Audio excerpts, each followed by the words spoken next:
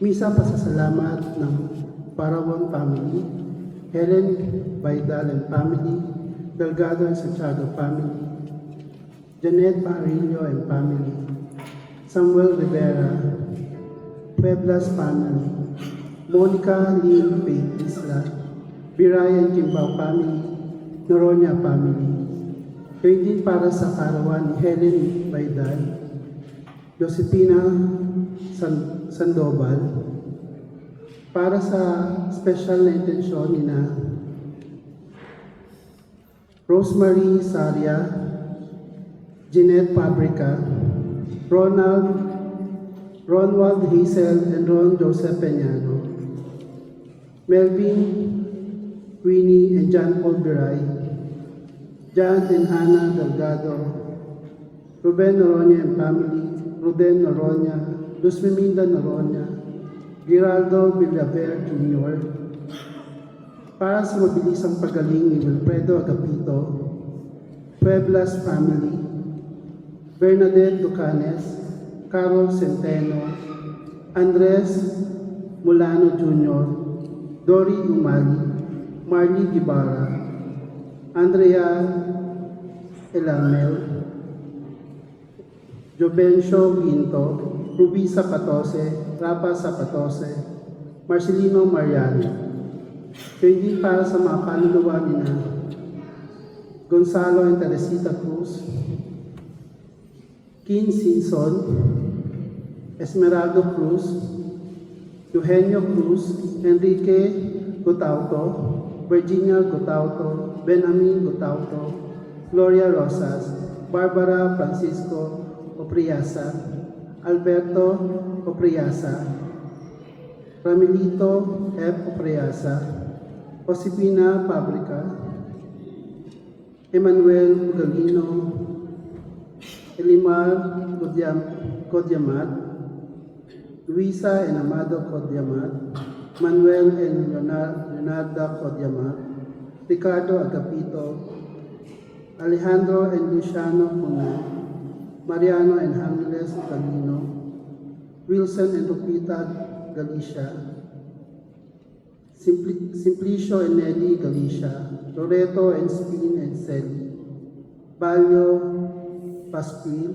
Baby Kaiden, Jamila Kabuting, Aurelio Tut, Kevin Mulano, Mateo Victorio, Dominador de Lara, Ednalyn de los Reyes, Samuel Palaruan, Rodolfo Palaruan, Rosita So, Felix Padre, Benny Lourdes Federico and Iluminada, Jose Kimbao Jr., Maya and Antonio Bituri, Maya and Trexie Ann Biray, Ricardo E. Magpantay, Bonifacio Magpantay Jr., Imelda Castro, Leticia Orpiana, Jonah Arugay, Justin Guetta, Ruben Noronia Sr., Rodolfo Noronia Sr., Siley and Job, Edita and Maximo, Quadrada and Juanito, Herminia Luas, at kayo para sa karawan ni na Moses Lawas, Herminiana Lawas, Charmin Lawas.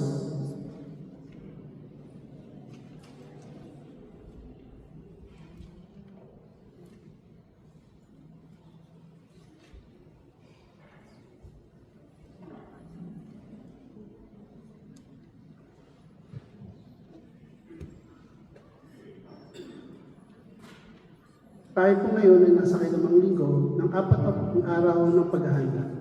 Magsitayo po ang lahat para sa pagsimula ng banal na misa.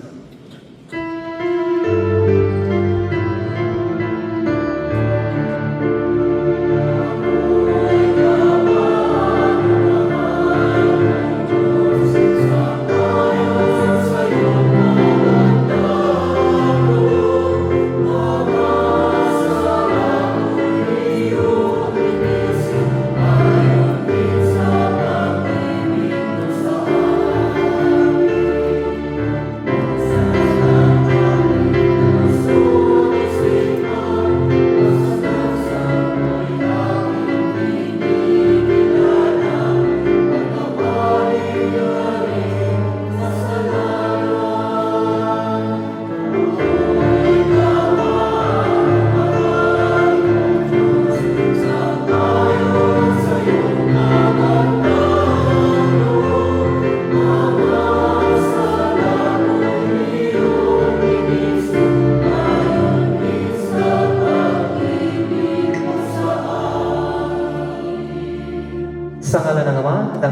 ng Espiritu Santo. Amen. Sumainyo ang Panginoon. At sumainyo rin. Dahil sa ipagdalalamhating naranasan niya sa pagkamatay ng kanyang kaibigang si Lazaro, ipinamalas ni Jesus ang kanyang dakilang tanda. Binuhay niya si Lazaro bilang patotoo na siya ang buhay. Sa kamatayang tinatanggap niya sa krus, inilahad ni Jesus ang pinakadakilang kabutihan, ang pagbibigay sa atin ng buhay na walang hanggan. Maraming pagkakataon mga kapatid na tayo'y buhay, pero ang ating espiritu ay nagkakaroon ng simbolo na unti-unting nawala ng buhay dahil sa mga problema ang ating kinakaharap, dahil sa mga takot na ating nararamdaman, at walang kasiguraduhan kung ano po ba ang buhay dahil sa ating mga nararanasan, lalo't higit sa kasalukuyan. Sa Eukaristiyang ito, ang Diyos ang may hawak sa ating lahat. Siya ang may hawak ng buhay. Kaya wala po tayong ipangamba kung ano po ang kahinatnan ng ating buhay dahil ipinapangako niya na mayroong buhay sa kabilang buhay.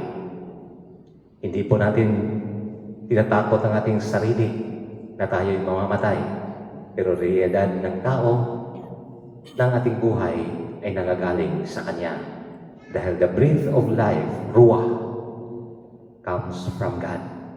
Kaya mga kapatid, sabihin mo sa katabi mo, buhay ka pa. Tanungin mo, buhay ka ba? And then sabihin mo, pag-sure ba? Kaya mga kapatid, aminin po natin ang ating mga kasalanan upang tayo maging marapat na gumanap sa banal na pagdiriwang. Tayong lahat, inaamin ko sa mga pangyarihan ng Diyos at sa inyo mga kapatid, naluha akong nagkasala sa isip, sa salita at sa gawa at sa aking pagkukulang.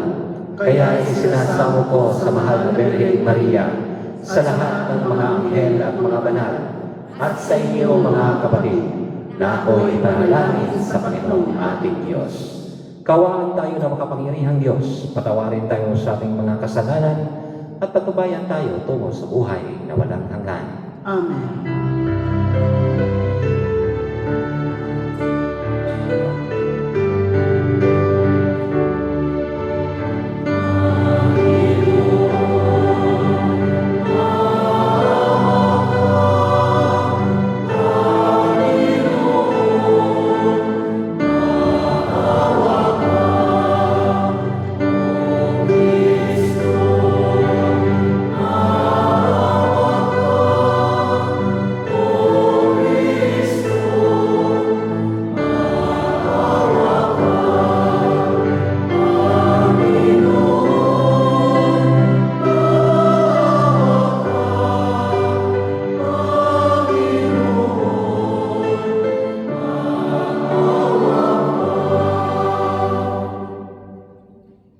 Manalangin tayo. Ama naming makapangyarihan, alang-alang sa dakilang pag-ibig ng iyong anak na siyang nabunsod upang mahalin niya ang lahat, anupat kusa niyang inako ang mamatay para sa sanlibutan. Kami naway masigasig na tumahak sa kanyang dinadaanan, sa iyong pag-akay at sa kanyang pamamagitan, na kasama ng Espiritu Santo, magpasawalang hanggan. Amen. Magsiupo po. Para sa unang bahagi ng pagdiriwang, ang pagpapahayag ng salita ng Diyos. Ang makaharing pagtatagumpay mula sa libingan ng sabayanang nanumok sa kapigatian, ang siyang nagpapaalala sa atin tungkol sa kapangyarihan ng Diyos sa katauhan ng kanyang anak na si Jesus. Pakinggan natin ang unang pagbasa. Pagbasa mula sa aklat ni Propeta Ezekiel. Ito ang sinabi ng Panginoong Diyos. Magpahayag ka, sabihin mong ipinasasabi ko, bayan ko, ibubukas ko ang inyong libingan. Ibabangon ko kayo at iuuwi sa inyong bayan. Kung maibukas ko na ang inyong libingan at maibangon ko kayo, makikilala ninyong ako ang Panginoon. Hihingahan ko kayo upang kayo'y mabuhay at ibabalik ko kayo sa inyong sariling bayan.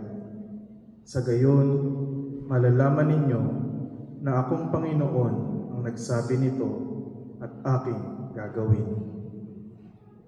Ang salita ng Diyos. Salamat sa Diyos.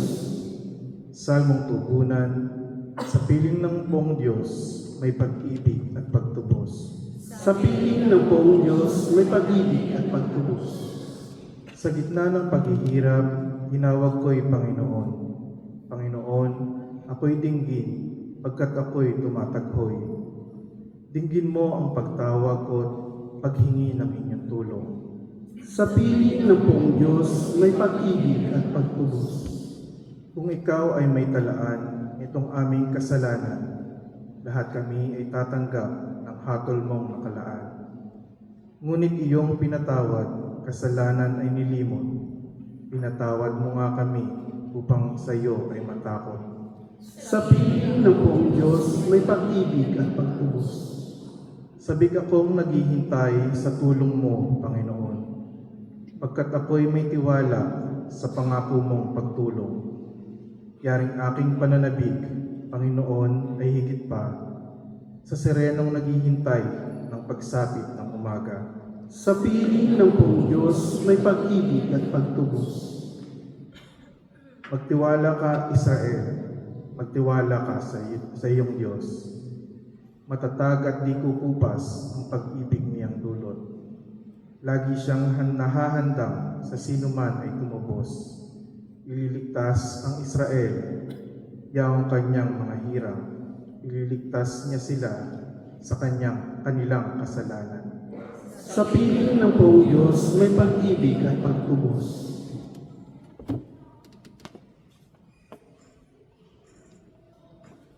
Inihayag ni Pablo na ang Espiritu Santo ang siyang biyaya ni Kristo, ang siyang tanda at patotoo ng ating muling pagkabuhay sa pagdating ng itinakdang panahon. Pakinggan natin ang ikalawang pagbasa. Pagbasa mula sa sulat ni Apostol San Pablo sa mga taga-Roma. Mga kapatid, ang mga nabubuhay ayon sa laman ay hindi maaaring kalugdan ng Diyos. Ngunit, hindi na kayo namumuhay ayon sa laman, kundi ayon sa Espiritu, kung talagang nananahan sa inyo ang Espiritu ng Diyos. Kung ang Espiritu ni Kristo ay wala na sa isang tao, hindi siya kay Kristo. Ngunit kung nasa inyo si Kristo, bagamat matay na ang inyong mga katawan dahil sa kasalanan, buhay naman ang inyong espiritu dahil pinawalang sala na kayo. Kung nananahan sa inyo ang Espiritu ng Diyos na siyang muling bumuhay kay Hesus Kristo, ang Diyos ding iyan ang magbibigay ng buhay sa inyong mga katawang mamamatay sa pamamagitan ng kanyang Espiritu na nanahan sa inyo. Ang salita ng Diyos. Salamat sa Diyos. Magsitayo po ang lahat.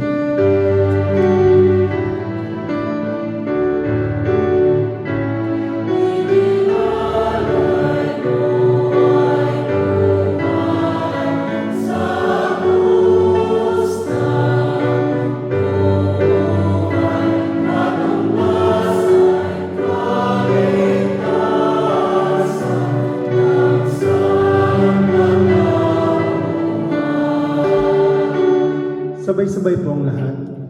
Pagkabuhay ako'y buhay, nabubuhay sa sino mang ako'y pinananagigan, ay di mapapanaig ng kamatayan kailanman.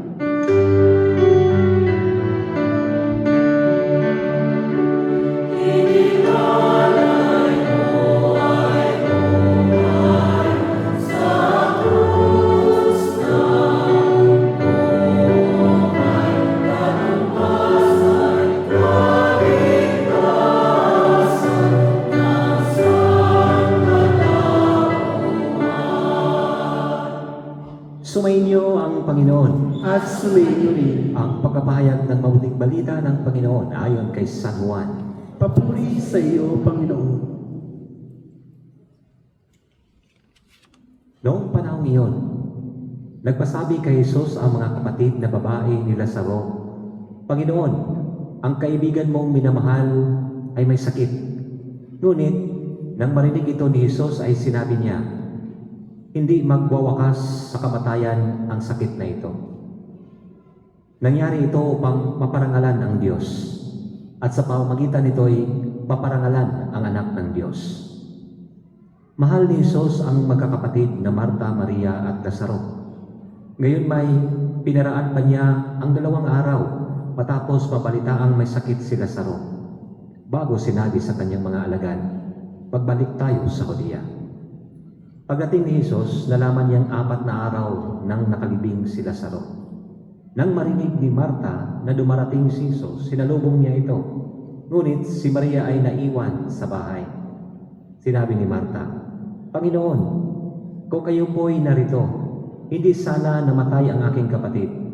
Ngunit nalalaman kong kahit ngayon ibibigay sa inyo ng Diyos ang anumang hingin ninyo sa Kanya. Muling mabubuhay ang iyong kapatid, wika ni Jesus. Sumagot si Marta, nalalaman ko kung siya ay mabubuhay uli sa huling araw, sa muling pagkabuhay. Sinabi naman ni Jesus, ako ang muling pagkabuhay at ang buhay. Ang nananalig sa akin kahit mamamatay ay muling mabubuhay. Ang sinumang nabubuhay at nananalig sa akin ay hindi mamamatay kailanman. Pinaniniwalaan mo ba ito? Opo, Panginoon, sagot niya. Nananalig ako sa inyo. Kayo po ang anak ng Diyos, ang Mesiyas na inaasahang paparito sa sanlibutan. Si Jesus ay napahimutok. Saan ninyo siya ay nilibing? Tanong niya. Sumagot sila, Panginoon, halik kayo at tingnan ninyo. Tumangis si Jesus. Kaya't sinabi ng mga Hudyo, talagang mahal na mahal niya si Lazaro.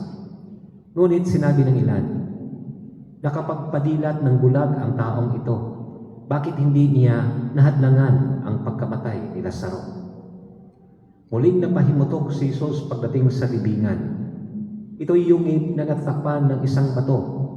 Alisin ninyo ang bato, sabi ni Jesus. Sumagot si Marta, Panginoon, nangangamoy na po siya ngayon. 4 na araw na siyang patay.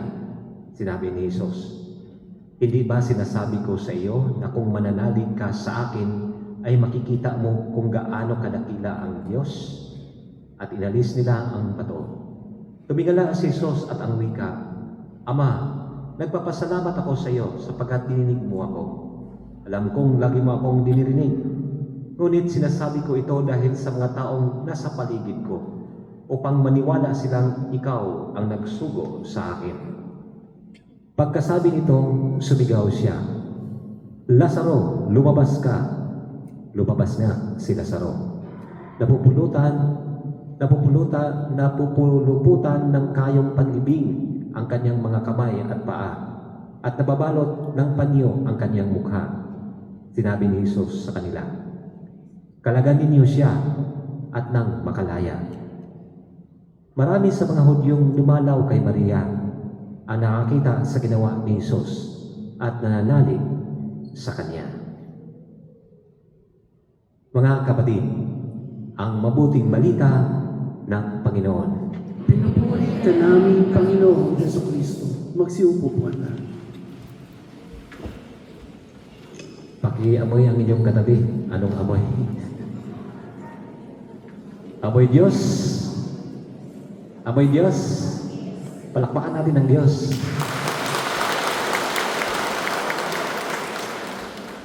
Sa ating baho at bukang liwayway. Baho, baho, baho, at ang bukang liwayway. Anong ibig pakasabihin natin ito, mga kapatid? Bukang liwayway dahil papalapit na matatapos ang Kwaresma. Sa ating mga baho, kailangang mga mo'y Diyos po tayo. Minsan, mga kapatid, meron po akong kwento bago po ako pumasok dito sa pagninilay ko sa mga pagbasa. Si Oray ay may anak na nangangalang Juan. Isang araw, si Oray ay siningil ng kanyang inutangan. Kumatok yung mangungutang, yung naniningil. Pagkakatok niya, nakita ni Oray na ang nanginingil ay ang Bombay. Inutosan niya ang kanyang anak, Juan, puntahan mo nga yung tao na kumakatok sa ating gate. Pinuntahan ni Juan. Ako, Nay, ano sasabihin ko? Alam ko na yan ay maniningil sa atin. Sabihin mo, napatay na ako. Adi, pupunta si Juan. Doy, nasaan nanay mo? Lagot ni Juan. Umarte pa. Namatay na po ang nanay ko. Hindi nabayaran yung utang niya. Magkano po ba yung utang niya? Malaki-laki. Pero sige na nga, dahil namatay ang nanay mo, kailan ba ang kanyang libing? Napatingin si Juan. Sumigaw siya, Nay, kailan ang libing mo? Kapatid, sino sa atin dito ang natakot mamamatay? Ha? Ito man ako, nakatakot ako mamatay ako nang tumaas ng kamay dito. May dalawang uri ng pagkamatay. Physical na kamatayan at spiritual na kamatayan. Ano yung physical na kamatayan? Alam natin, lifeline. Alam natin kapag wala ng hininga. No? Na parang sirena, no?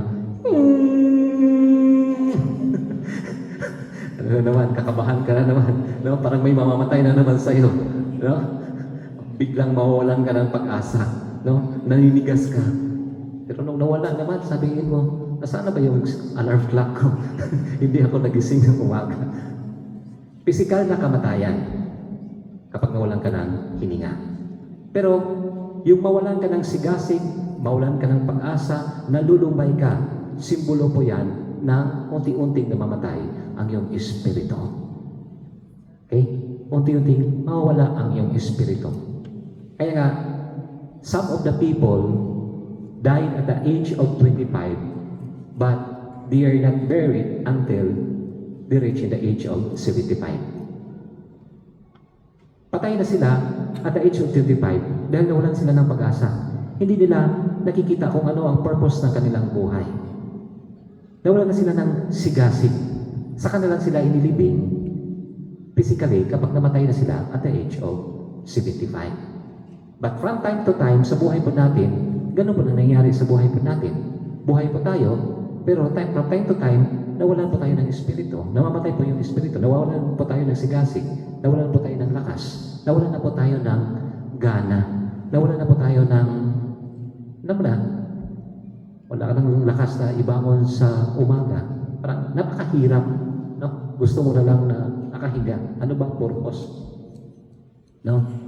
Talaga bang totoo ba na full choice itong ginagawa ko?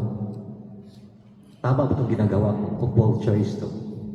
Nabasa niyo pa yan? No? Yung mga komento. Na kung saan, oo, nakakawala ng gana sa ating sarili. Saan kayo natatakot? Sa physical o sa spiritual na kamatayan? Nawalan ka ng lakas, nawalan ka ng gana. Ang mga Israelita sa unang pagbasa, nakikita mo at naririnig po ninyo, nawala sila sa kanilang bayan dahil sinakop sila at hindi na sila nakapagdasal. Hindi na sila nakapamuhay ng maayos. Pero anong sabi ng Diyos? Bubuksan ko ang libingan ninyo. Bubuhayin ko kayo. Ibabalik ko kayo sa dati ninyong kinakalagyan. At malalaman ninyong ako ang Diyos. Anong ibig pagkasabihin po noon mga kapatid?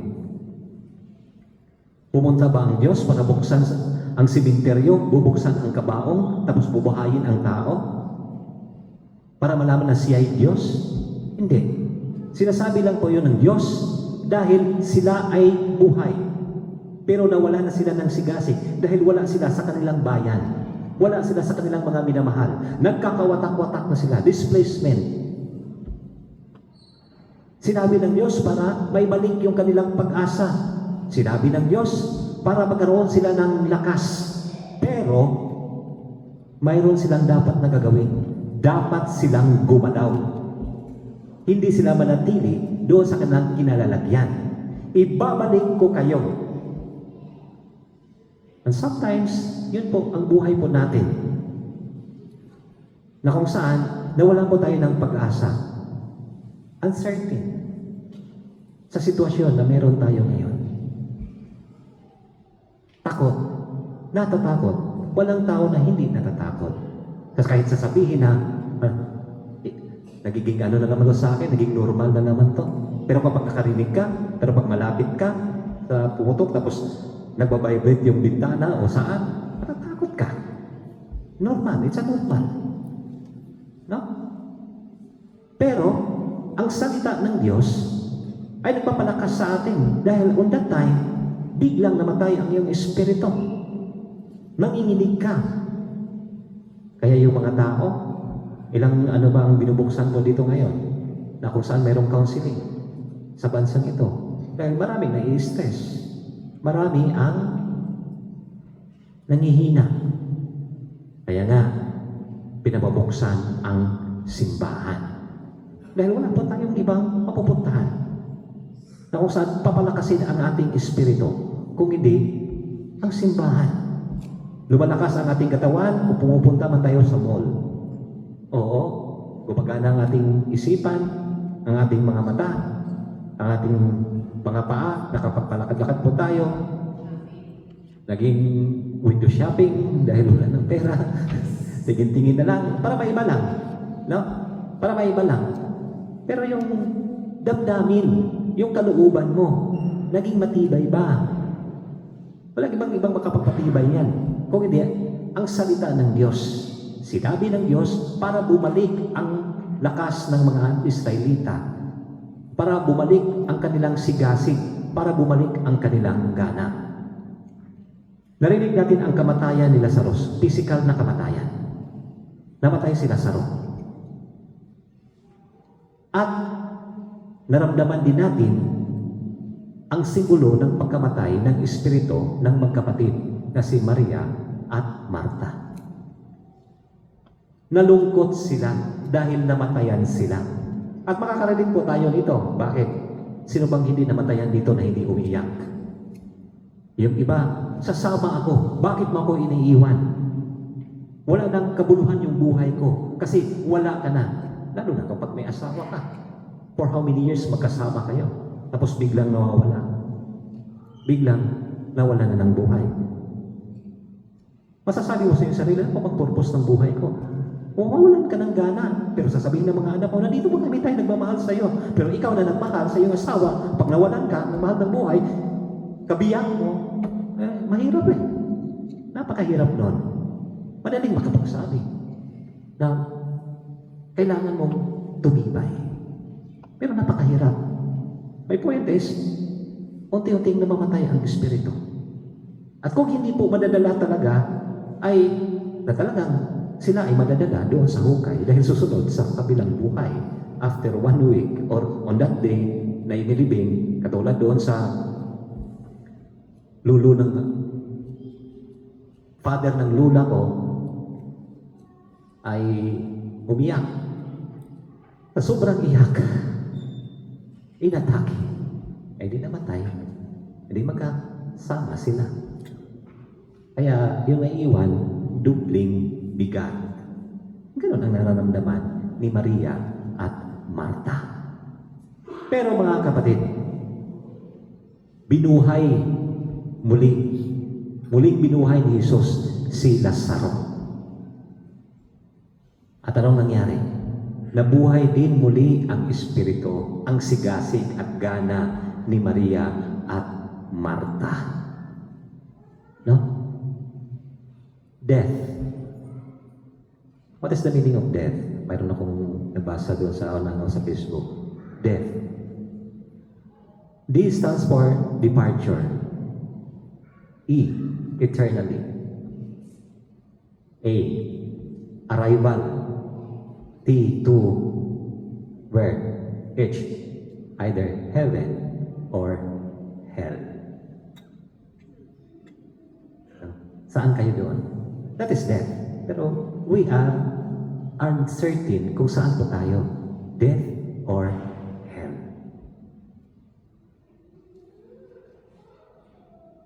Death is not the greatest loss of life. The greatest loss of life is something dies inside us while we are still alive. Binuhay ni Jesus si Lazaro. Of course, nabuhay din ang espiritu ni Marta at saka ni Maria. Dumaan ang ilang taon, namatay din sila. Saan sila napunta? Walang iba. Dahil naniwala sila kay Jesus, kaibigan ni Jesus si Lazaro, naniwala sila sa muling pagkabuhay, napunta sila. Saan? Sa buhay na walang hanggan. Kaya sinasabi dito, ang mananalig sa akin kahit mamamatay ay muling mabubuhay. At sino bang mabubuhay at nananalig sa akin ay hindi na mamamatay kailanman. Ang nananalig sa akin kahit mamamatay ay muling mabubuhay. Ulitin ko, at sino bang mabubuhay na namamatay sa akin ay hindi na mamamatay. Sa buhay natin, kung nananalig tayo sa Diyos, kapag tayo'y namamatay, ay nabubuhay, mabubuhay. At ang lahat ng nabubuhay ay hindi na mamamatay. Physically, mamamatay po tayo. Pero kung nananalig po tayo sa Diyos, espiritu natin ay mabubuhay. Bubuhayin ng Diyos. Certain, going to heaven. At ang lahat ng nabubuhay, na binuhay ng Diyos, after siya namatay, physically, but spiritually, ay hindi na mamatay yung binubuhay ng Diyos.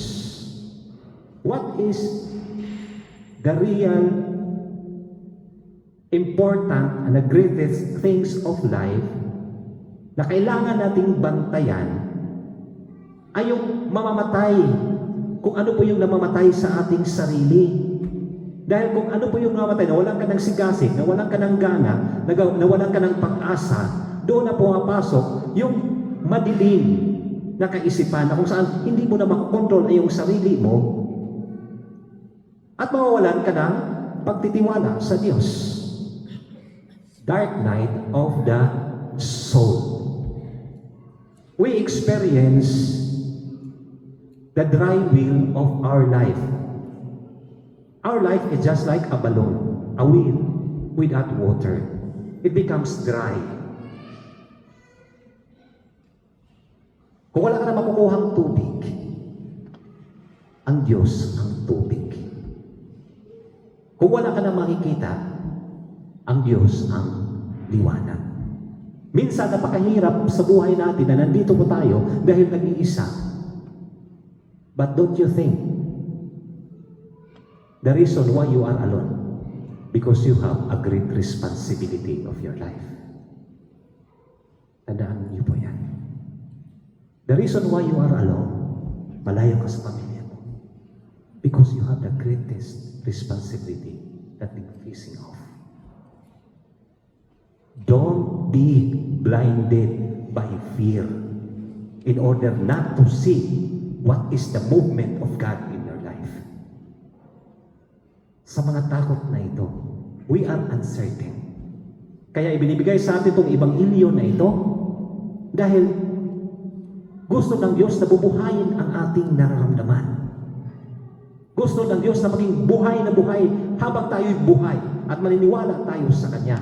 Katulad ni Maria at Marta. Well, tanungin ko sa iyo, tanungin mo yung kakatabi mo.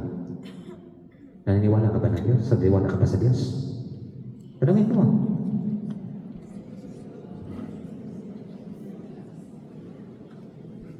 Kung mamatay ka ngayon, naniniwala ka sa Kanya? Kaman. Kung titingnan din natin mga kapatid sa Ebanghelyo, si Jesus ay umiiyak nung namatay si Lazaro. Si Jesus ay umiyak nung namatay si Lazaro. Nanangis siya, nanghimutok siya. At napakagandang balita para sa atin po ito. Bakit? Dahil ang tao kapag namatay, nasasaktan ang Diyos. Umiiyak ang Diyos.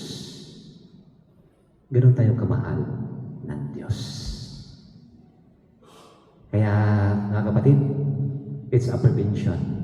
Habang buhay po tayo, huwag nating hayaang mamatay ang ating espiritu.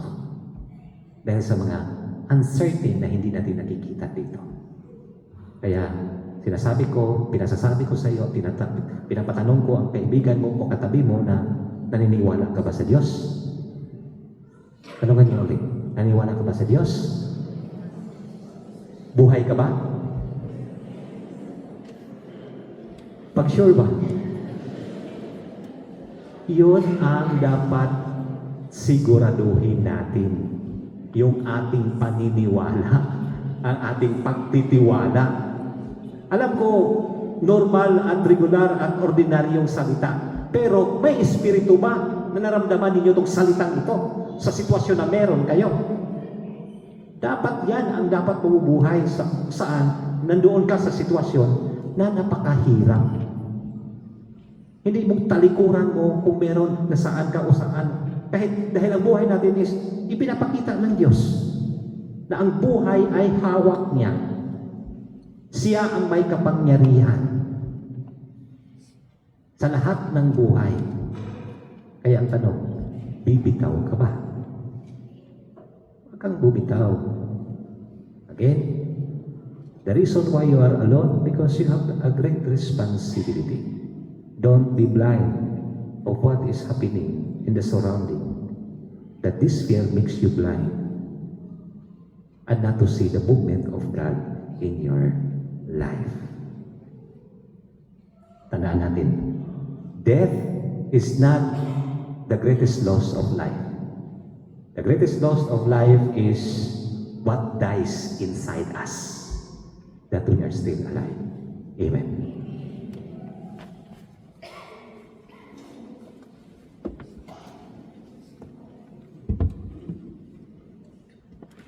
Magsitayo po ang lahat. Ipahayag natin ating pananampalataya. Sumasampalataya ako Sa Diyos sa mga makapangyarihan sa lahat, na may gawa ng langit at lupa. Sumasampalataya ako kay Jesucristo, iisang anak ng Diyos, Panginoon nating lahat. Nakatawang tao siya galang ng Espiritu Santo, ipinanganak ng Santa Maria Virgen, pinagpakasakit ni Poncio Pilato, ipinako sa krus na matay nilibing, nanaw sa kinaroonan ng mga yumaon, nang may ikatlong araw na buhay na maguli, umakyat sa langit, naluluklok sa kanan ng Diyos sa mga makapangyarihan sa lahat. Doon magmumula ang paririto at huhukom sa nabubuhay at namamatay na tao. Sumasampalataya naman ako sa Diyos Espiritu Santo, sa banal na simbahang Katolika, sa kasamahan ng mga banal, sa kapatawaran ng mga kasalanan, sa pagkabuhay ng muli na namatay na tao, at sa buhay na walang hanggan. Amen. Mga kapatid, pinaalala ngayon sa atin ng Panginoon na tanging sa Kanya lamang natin matatagpuan ang ating muling pagkabuhay. Patuloy tayong umasa at mananampalataya sa pangako ng tapat nating Ama.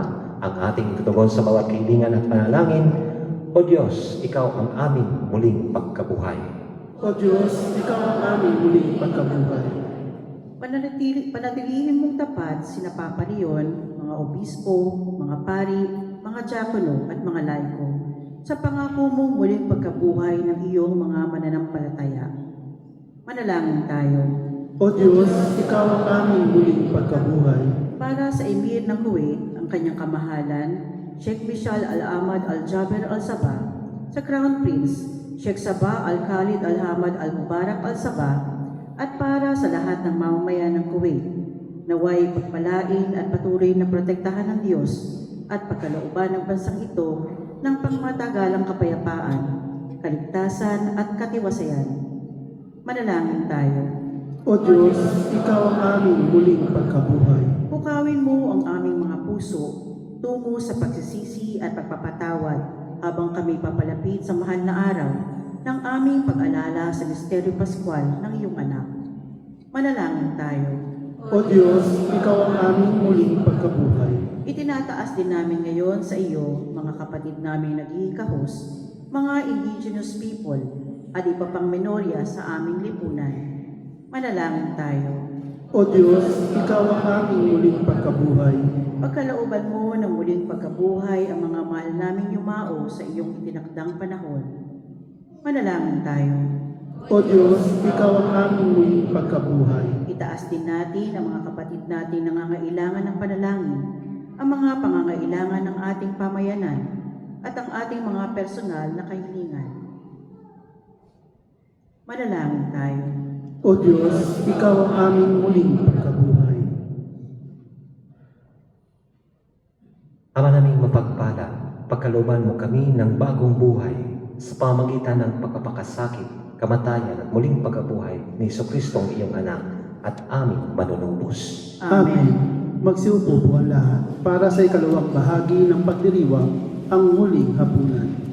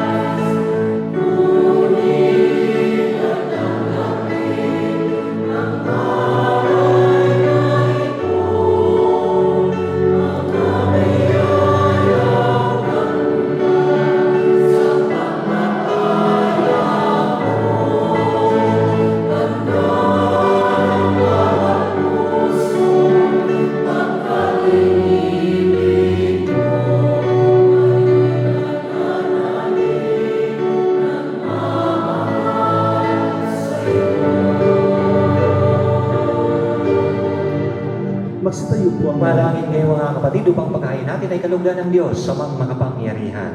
Tanggapin nawa ng Panginoon itong paghahain sa iyong mga kamay, sa kapurihan niya at karangalan sa ating kapakinabangan at sa buong sambayan niyang banal. Ama naming lumikha, kami ay dumadalangin ang mga pinagsaloob mo ng mga nilalaman ng pananampalatayang Kristiyano ay iyong gawing dalisay. Pakundangan sa ipinagdiriwang na pagkain ito sa pamamagitan ni Jesucristo kasama ng Espiritu Santo magpasawalang hanggan. Amen. Sumainyo ang Panginoon. At sumainyo rin. Itaas sa Diyos ang inyong puso at diwa. Itinaasa namin sa Panginoon. Pasalamatan natin ang Panginoong ating Diyos. Marapat na siya'y pasalamatan. Ama naming makapangyarihan, tunig ang marapat na ikaw ay aming pasalamatan sa pamamagitan ni Jesucristo na aming Panginoon. Siya ay di naiba sa amin, kaya't siya ay nagdalamhati rin sa pagpanaw ni Lazarong kaibigang giliw. Siya ay di naiba sa iyo, kaya't taglay ang kapangyarihan mo. Kanyang binuhay ang kaibigang yumao sa kanyang pakikiramay sa sangkatauhan. Kami ay kanyang pinakikisamahan upang may pagdiwang ang mga pahiwatig ng iyong pagmamahal na sa amin ay bumubuhay. Kaya kaisa ng mga anghel nagsisiawit ng papuri sa iyo na walang umpay sa kalangitan. Kami ay nagbubunyi sa iyong kadakilaan.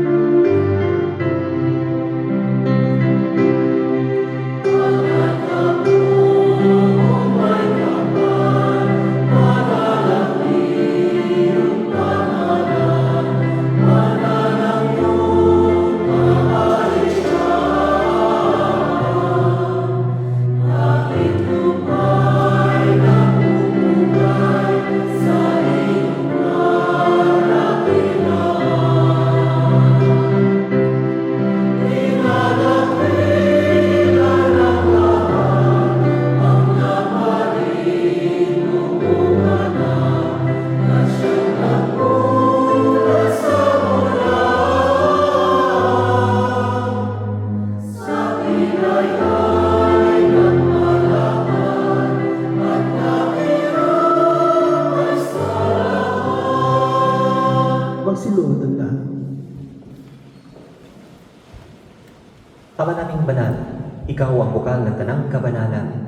Kaya't sa pamamagitan ng iyong Espiritu, gawin mong banal ang kaloob na ito upang para sa amin ay magiging katawan at dugo ng aming Panginoong Hesukristo. Bago niya pinatiis ang kusang loob na maging handog, hinawakan niya ang tinapay, pinasalamatan kanya, pinaghati-hati niya iyon, iniabot sa kanyang mga alagad at sinabi, "Tanggapin ninyong lahat ito at kanin. Ito ang aking katawan na ihahandog para sa inyo."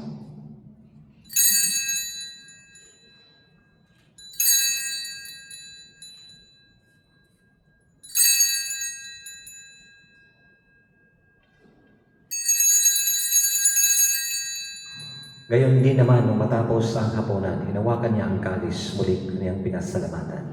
Iniabot niya ang kalis sa kanyang mga alagad at sinabi, "Tanggapin ninyong lahat ito at inumin. Ito ang kalis ng aking dugo, ng bago at walang hanggang tipan. Ang aking dugo na ibubuhos para sa inyo at para sa lahat sa ikapagpapatawad ng mga kasalanan. Gawin ninyo ito sa pag-alala sa akin."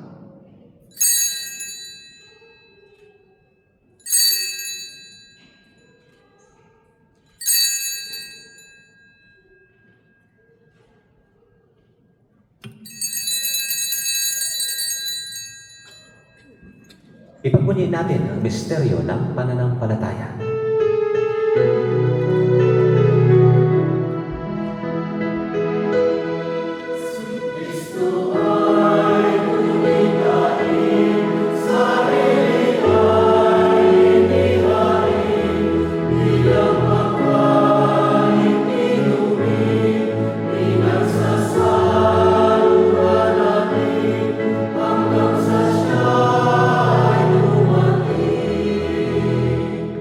Ama, ang ginagawa namin ngayon ang pag-alala sa pagkamatay at muling pagkabuhay ng iyong anak.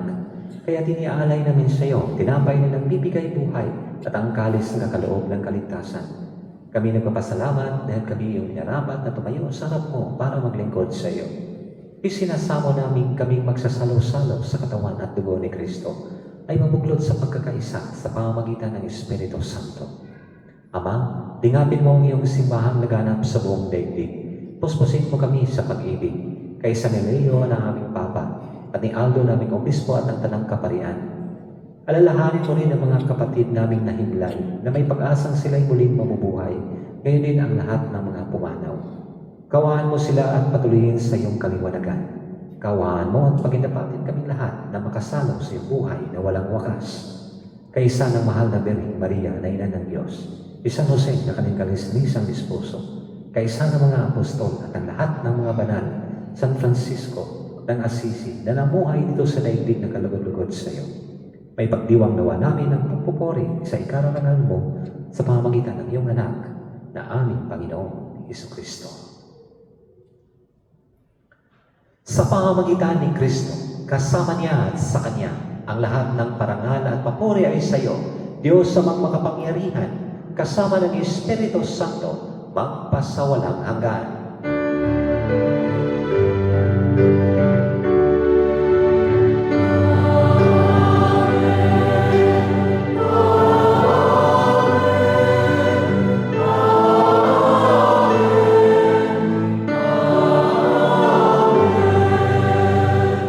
Magsitayo po. Sa tagubilin naman ang galing na utos sa turo ni Jesus na Panginoon natin at Diyos, ipahayag natin ang lakas loob. Amen.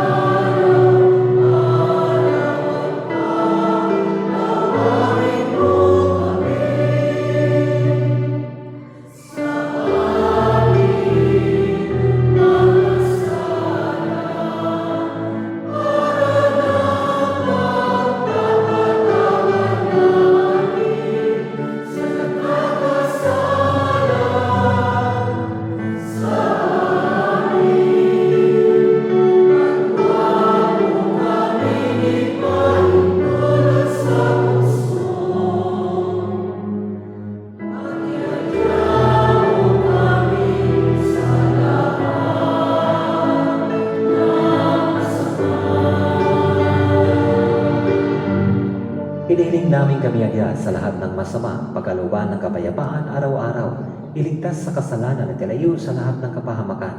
Samantalang aming pinananabikan ang dakilang araw ng pagkapahayag ng tagapagligtas naming si Kristo. Sapagkat sa iyo ang kaharian at ang kapangyarihan at ang kapurihan magpakailanman. Amen. Panginoong Kristo, sinabi mo sa iyong mga apostol, kapayapaan ang iniiwan ko sa inyo, ang aking kapayapaan ang ibinibigay ko sa inyo.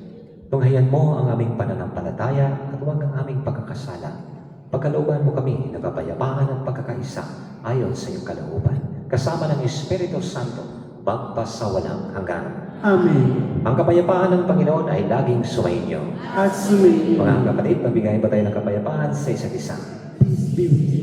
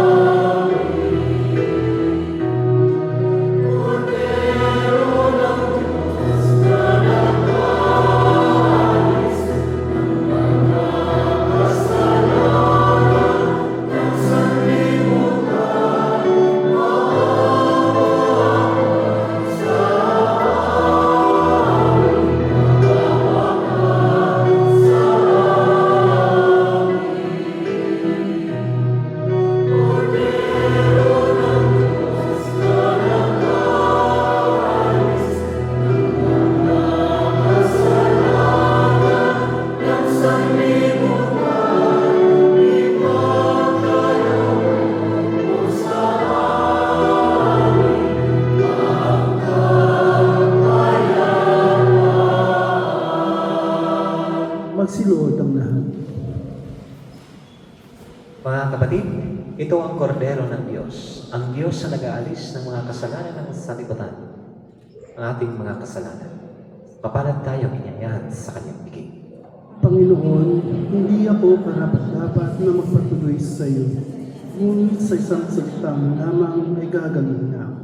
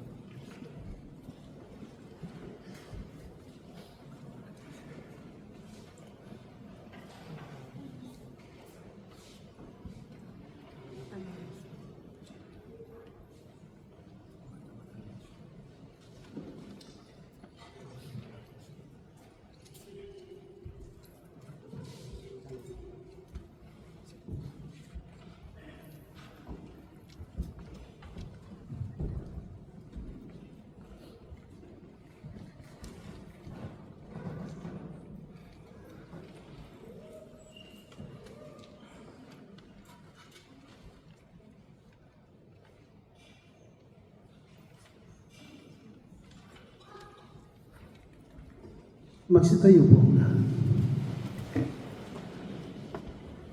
Manalangin tayo. Ama naming mapagmahal, kaming nakikinabang sa katawan at dugo ng iyong anak, ay mapabilang nawang lagi sa mga kaanim niya na namamagitan kasama ng Espiritu Santo, magpasawalang hanggan.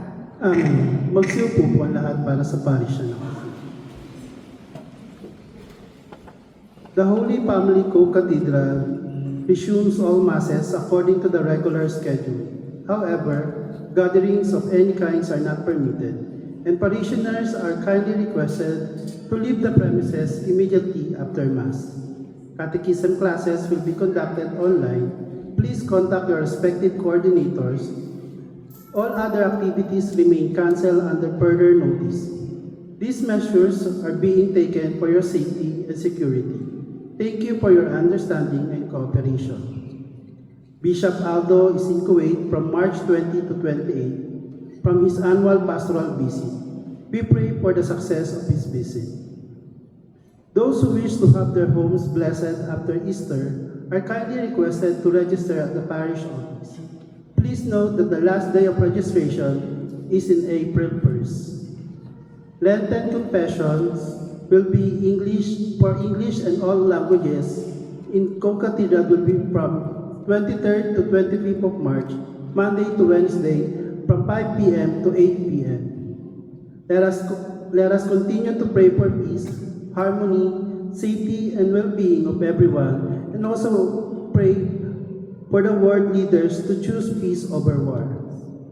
Please note that all events, dates, and times may be changed depending on their circumstances. Any further update will be communicated on the website. And we warmly encourage everyone to stay connected and continue praying for peace. Maraming salamat po. Maraming salamat po sa inyong lahat na kung saan patuloy po tayong sumusuporta at hindi natin iwanan natin ang ating pananampalataya dahil sa mga takot na nararamdaman. Nandito lang po ang Diyos, open po ang simbahan. Kung nais pong magpag-usap sa akin dahil sa inyong mga nararamdaman, bukas po ang aking opisina, usap tayo. Ay, balik ko yung usap tayo. No? Para magiging magaan. Makalabas po tayo para hindi maging masakit ang inyong ulo, para hindi masakit ang inyong masikip ang inyong damdamin. Okay mga kapatid? Kaya nandun na po ako sa opisina. Anytime po from Tuesday to Sunday, 9 hanggang 12, 3:30 hanggang 7 ng gabi. O 7 or 8 kapag may dumating pa. Willing po akong makipag-usap po. Huwag lang po yung utang pag-usapan. Again, maraming salamat sa mga lectors and commentators, the ministers, sakristan, choir, contributor choir, asseris, lectors and commentators, social communication, at higit sa lahat, pasalamatan natin ang Diyos.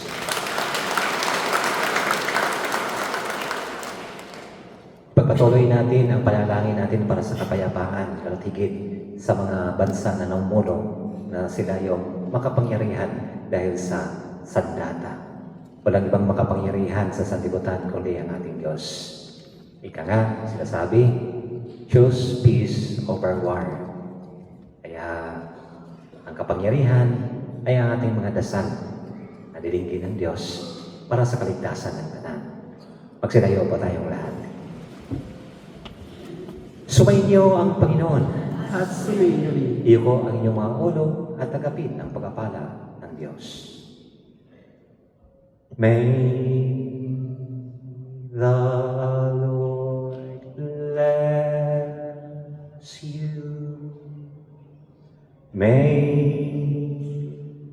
the Lord keep you. May He show His face to you and have mercy.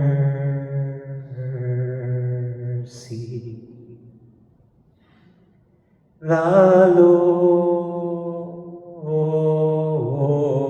bless you.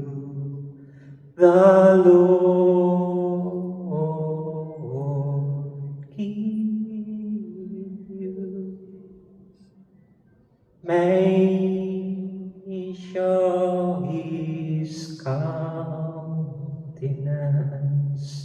and give you peace. The Lord bless you. At pagpapalain kayo ng makapangyarihang Diyos Ama at ng Anak at ng Espiritu Santo. Amen. Tapos ng ating banal na pagdiriwang, humayo kayo na puno ng pag-ibig at kapayapaan ng ating Panginoong Kristo. Salamat sa Diyos.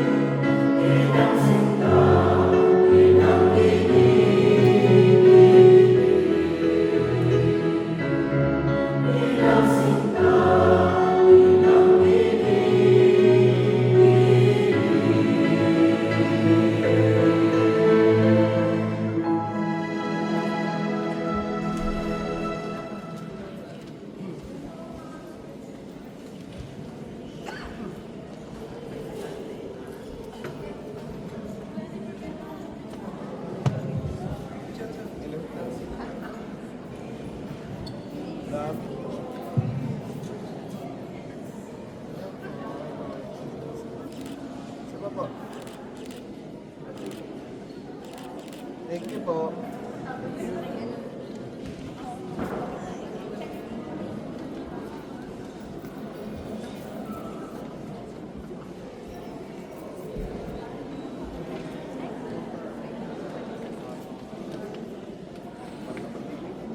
Hi, bye-bye.